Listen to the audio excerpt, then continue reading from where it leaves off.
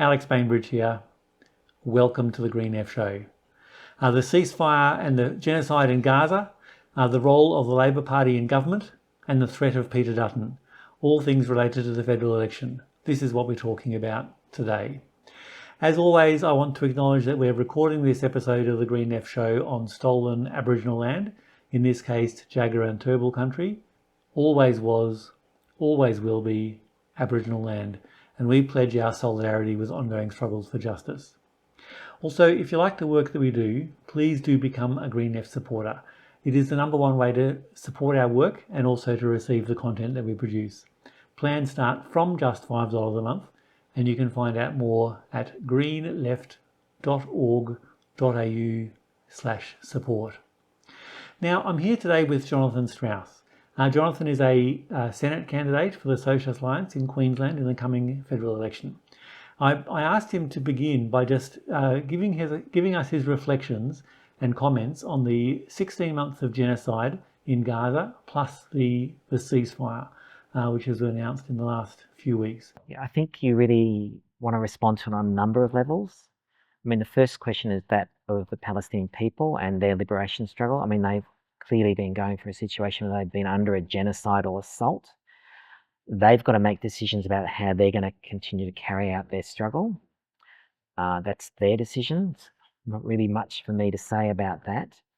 They'll need to know when they can go forward, when they have to dial back, when they have to see what agreements they can make to stop the assaults on them, and whether those agreements will even hold. And of course, the fact they've been able to make an agreement is it is primarily a product of their struggle and their resilience and their resistance. So that's one thing.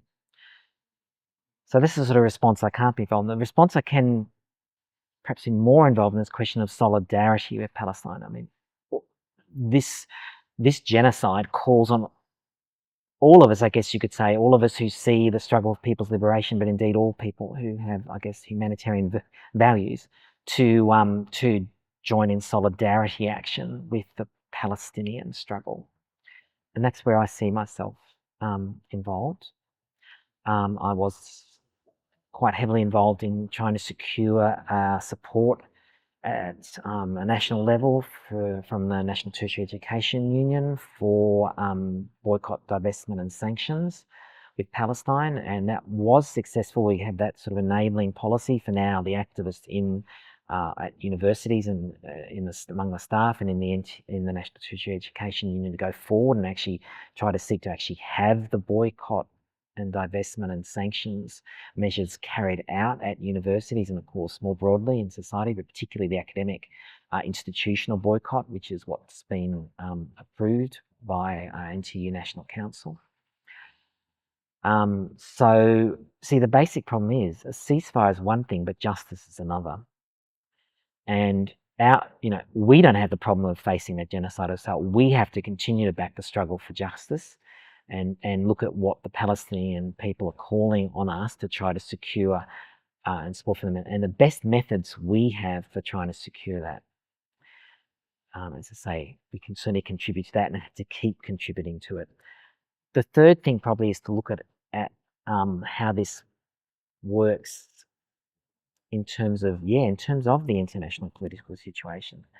You see, I guess people, I think, are worried perhaps that there is a bit of a far-right surge, and obviously in some ways, and there are some electoral victories they're definitely getting. Trump's victory in the presidential election in the US was a clear victory, and the US state is a powerful imperialist state, no doubt about it.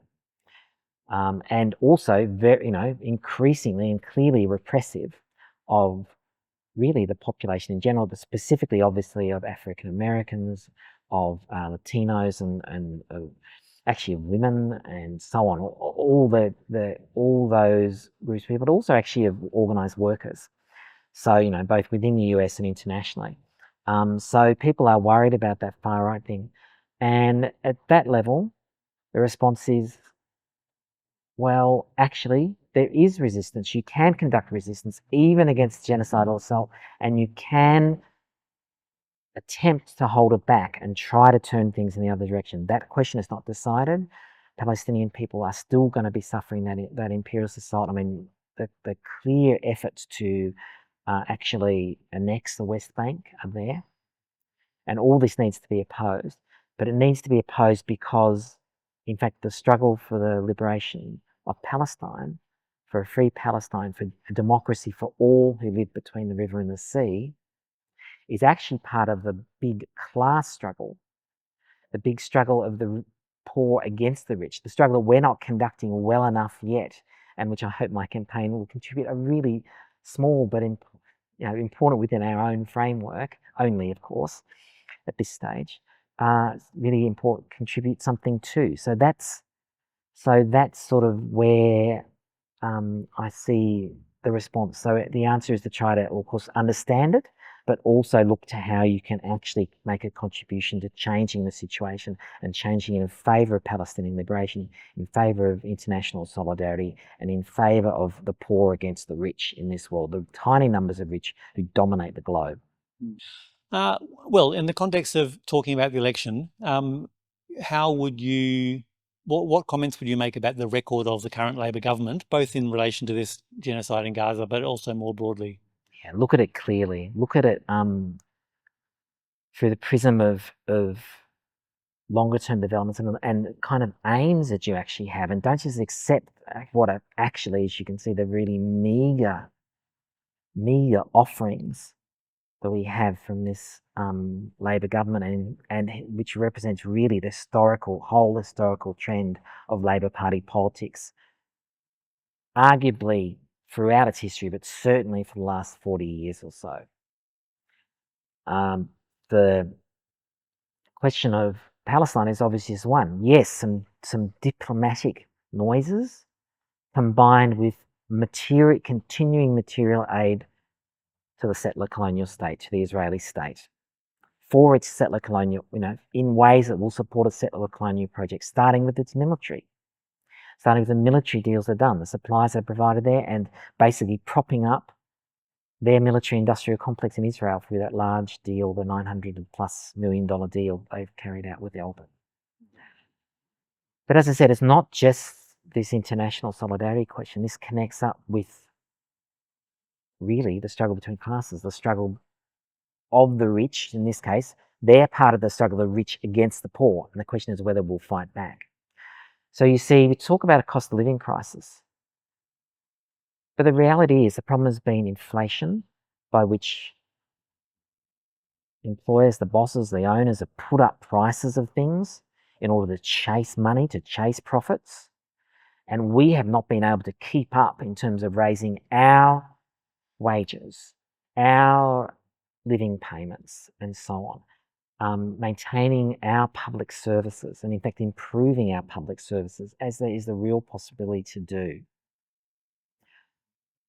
Housing crisis. I mean, that's a classic example of that. Those who own are pushing up prices. It's making it harder for everyone else, particularly hard for renters, but also for really people who are just basically hoping to be owner occupiers as well. It's just basically to have a house to live in and actually do a little bit of work on it and make some improvements that they want to make. Both, the truth is though, that's probably going to become increasingly difficult because that's tied into the market system. Actually, what we need to do is say no. Housing is a need. Housing is a right. That's what your need for it actually expresses. And there's only one way to secure that, and that's to make a political decision. And the political decision isn't to spend even more money on the developers. It's to build public housing, the housing we control, the housing we can make sure that people who are struggling, first of all, will actually get housing. And that struggling can be a whole series of levels. But actually, ultimately, that housing will be secured as a right. Well, let's take the climate crisis. The fact is, we're going over 1.5 degrees of warming pretty readily. There's really no indication we're going to stop at 2, which is, was basically declared as the amount you had to stop at. We're looking at 2.5, 3, 4%, 4-degree increases because they cannot convert the already industrialized rich countries to have the money to to a zero carbon economy. And it's not just net zero, it's actually zero carbon. We actually allow the earth and its natural activities to start to reabsorb carbon and actually lead us to a more stable situation in terms of the climate. I mean, this is the second time in a decade that we've had one in a century flooding in northern Queensland. Somehow Cairns seems to avoid the bullet every time, except I can't say that, because while central Cairns did, in fact, there was massive flooding just 13 months ago in the Barron River Delta. The river's actually changed direction. Now, this does happen from time to time, but this whole process is speeding up. The monsoon season has been delayed, and that means the heat builds more over the oceans. Cyclones, they are going to tend to get stronger. And meanwhile, we still have fire warnings all over the shop in Victoria. And of course, we had the fires in LA and fires in California. There is a real climate crisis, and the market again cannot meet that. We need the political decisions made by the public, made by majority public opinion, to change direction. And that's where the Labor Party has failed entirely. The Labor Party isn't actually about that. They can't campaign for anything anymore. The one thing that Albanese seemed to be convinced of, that minor reform, there was an offer, not what was needed, not treaties, not sovereignty, but even this idea of some sort of advisory constitutional voice, failed because, frankly, once you abandon the capacity to go out and campaign for what you want, and in fact, first of all, decide what you want and campaign for that, and that's probably really the first problem. Having not decided to actually campaign for what was actually needed, you immediately start to split the forces for change and instead create the forces for reaction. And that's what's happened under Labor. That's where we've got to at this moment, where the Labor Party is struggling, frankly, to maintain itself in office after a single term. And look, to be fair, it's not like inflation came from what the Labor Party did. It was already there. So this is not actually, it's not that they've governed badly. It's simply, in that sense, it's not they govern capitalism badly. It's simply they're still governing capitalism, and capitalism is bad. Capitalism is actually taking us down the wrong path. Capitalism is not meeting the needs of people, is not meeting the needs of the planet. That's their actual problem. And so really the Labor Party is no solution. This election also comes in the context of the Trump presidency in the United States. And locally, we've seen the opposition leader, Peter Dutton, flirting very openly with Trump-style politics. I mean, notably nuclear power for Australia, but on other issues as well. And then just last week, the Liberal National Party government here in Queensland brought in this new policy of banning puberty blockers and other hormone treatments for young trans people in state-run clinics. How seriously do you see the threat of a Peter Dutton-style government? Look, it's an ever-present danger. It's an ever-present danger as long as you've only got basically two parties on offer that aren't really offering to do anything different to running capitalism. And when the capitalists start to think that they can have capitalism run like Trump is offering to do it, and when Musk and Zuckerberg and all the rest are starting to say, well, that's what we're going to get, so we'll run with that. That's what's happened in the States, and potentially that's what could happen here. And really the question is what resistance they think they're going to face. I think there are a few issues to say about understanding how far this goes. The first is to understand, I think these are authoritarian right-wing regimes. But what they lack for the moment is still organised masses of forces to actually go out and try to really outright smash their opposition. This is what we actually know from the historical experience of fascism, and we do need to draw a lesson from that we certainly have the capacity to organise first to prevent that. Okay. The second thing I think you could say is the particular versions of that authoritarian right that are dominant at the moment in Australia have their problems. The problems are chiefly that they want to pose as populist, but they actually aren't very good at it. And again, this is not a problem that they won't get it right at some point. if we let them go on for long enough, but rather it's opportunities which we need to realise don't wait, don't stop, organise now instead. Learn what's going on and so on.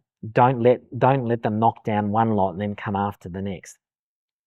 See, it's interesting. A lot of people did raise the abortion question in Queensland as well. And certainly it's absolutely the case that most of the LNP MPs, just like when they voted back about 6-7 years ago, they voted against the repeal of the criminalisation of abortion, and they would still want to criminalise it now, given the chance. But I don't think they actually think they can achieve that.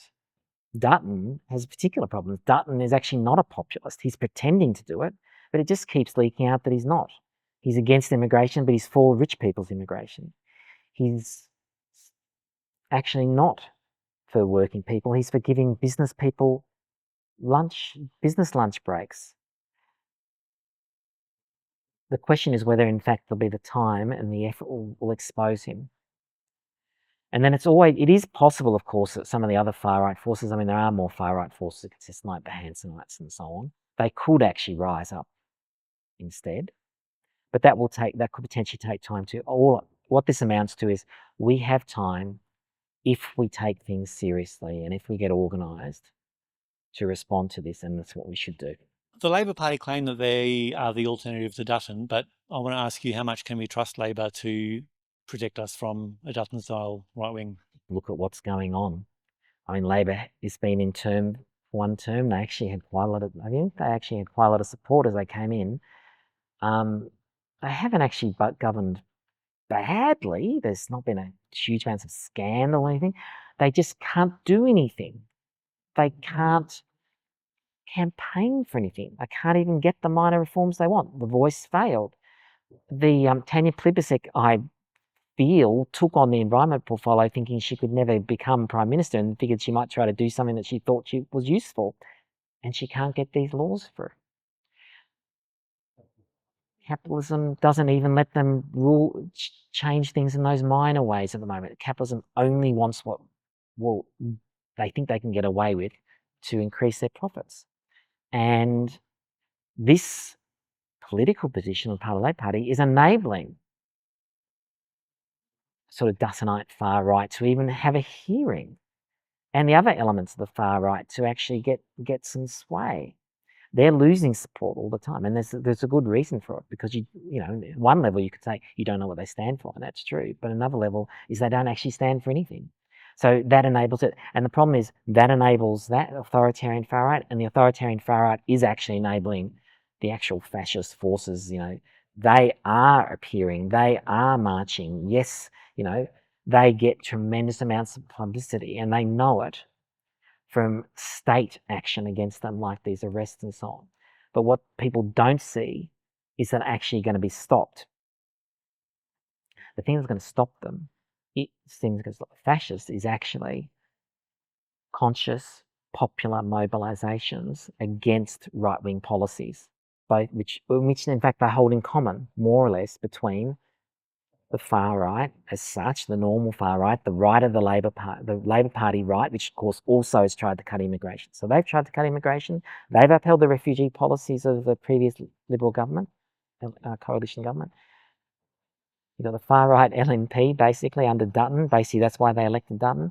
And then you've got the other far right mobs as well who think they're going to do better than Dutton. And then you've got the fascists who think we've now got an angle for coming in on this as well.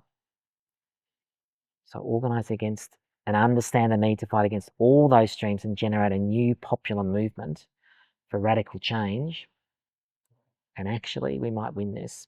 From what I've seen of your election campaign, it's clear to me that you want to raise the issue of socialism per se on the agenda in this campaign. So can you explain to us why that is, and what you see as, I guess, answers to some of the common objections to socialism, and why make that a priority today? Because I think for a range of people that will represent the overall answer, the direction we need to head in. I mean, we do actually, of course, talk about specific policies. I mentioned public housing before. There's questions of international solidarity. There's the question of climate action. There's the question of treaties for First Nations. There's issues like defending and actually actually improving the conditions under which unions can organise people, let them organise in the workplace. But that means they have to have, if it's actually the workers that are going to do that, they have to have control over their unions. So you can't have a situation where external administrators can be imposed on the unions. Unions themselves can decide how they want to do it. They need to bring in some assistance to sort out particular problems. Well, they should do that if those problems actually exist. But the truth is, the members have got to have control over the unions. And we've got to have control over the economy. So that's why we talk about public ownership. Not only the existing service, not only restoring things like Commonwealth Serum Laboratories, which is like a major manufacturer in this country, major export manufacturer, to public ownership, but also the banks, because, you know, they're making huge amounts of money from raising interest rates, and we can actually bring that under control more through actually nationalising the banks and bring them under workers' control and community control. And also the energy companies, so to actually able to implement 100% renewable energy as an emergency measure. And also the mining companies, because they are mining is our chief is this Australia's, not ours. They own it, the capitalists own it. It's a chief export. It also makes very substantial contributions, particularly to climate change through coal in particular. And we need to gain control over that in order to redirect it towards climate action, towards climate justice, which includes the question of actually looking at how outside of the rich countries and the poor countries, actually we can help them transition it, you know, actually make, I would say transition, it's more that's a change, a radical change to a non-carbon emitting economy more quickly. Given that they're the ones expected now to continue to suffer because supposedly somehow we've got to, you know, the rich people countries won't do it, but the poor countries have somehow got to contribute equally now, even though they never contributed equally to the problem. But socialism brings it all together. I think you can see this in our platform. I think you can see it in the way we look at how we relate the question of social movements and elections. For us, it's all, we take what we do in the social movements, the elections, we take what we say in elections into the social movements. There is no divide in terms of the fact that we say you've got to struggle against the way the system is set up and change it, and change your rules, and change who is politically involved, so that in fact democracy actually is what it's meant to be, the power of the people, the demos. As you know, if you know your Greek, but that's where the word democracy comes from. It's actually about the power of the people and them actually deciding things in their interests against the rich. That's what it was about, and that's what we have to make it again. So I think that's probably addressed some of what you've had to say. What are the objections? Well, you can see I don't accept the objections that it's undemocratic. In fact, the current system is undemocratic. If you look at how, you know, the influence of the wealthy, we talk about a plutocracy now in the case of the US, and Australia is not far behind. If you look at, ask about the role of Twiggy Forrest or Gina Reinhardt, that's what we're dealing with. Or, you know, Rupert Murdoch might be resident in the US, but he still owns most of the commercial media in Australia. So, or so much of it. And then, you know, other rich people own the rest of it. So, you know, and in fact, it's also the system's not working. People want to say, oh, but socialism won't work. Well, the system is not working now. It's not working for the majority of people now. It's not getting into homes at any reasonable price they can afford, which is what it used to offer. So now we need something different. And the truth is, it's interesting. Someone actually asked me the other day, they said, are you going to mimic socialism somewhere else? And I said, no, we're not going to mimic. We're going to make socialism ourselves the way that we can and we need to. That's what socialism is about, and that's what we're going to start to explore during this campaign by getting into lots of discussions. At this stage, the socialist movement is small. At this stage, we need to organise first and foremost and actually work out how we're going to take our message out much more broadly. I'm really looking forward to in this Senate campaign because it's statewide, the Senate. Throughout Queensland, we've got a lot of members throughout Queensland, but even members in Brisbane that we're really not working with regularly. That's not a great thing. So we're going to see if we can really start to improve that situation during this election campaign. And because it's something that people, we know a bit about how to get there and talk to people about politics in that framework. And people would be more open to talk about politics in that framework. So we're going to use that, but not just for electoral purposes, but actually for building the movement, which goes beyond that. The socialist movement and the social movement more generally, to actually see if we can generate a significant step forward for the movement for change. And then we'll see where we can take it after May. Thank you very much. I think we've run out of time, but Thank you, Alex. Thanks, Jonathan, for joining us, and thank you for joining us today on the Green F Show. As I said at the beginning, if you like the work that we do, please do become a Green F supporter. It is the #1 way to support our work and also to receive the content that we produce. Please also just share this video or podcast, share it wherever you have found it, and we'll see you next time on the Green F Show.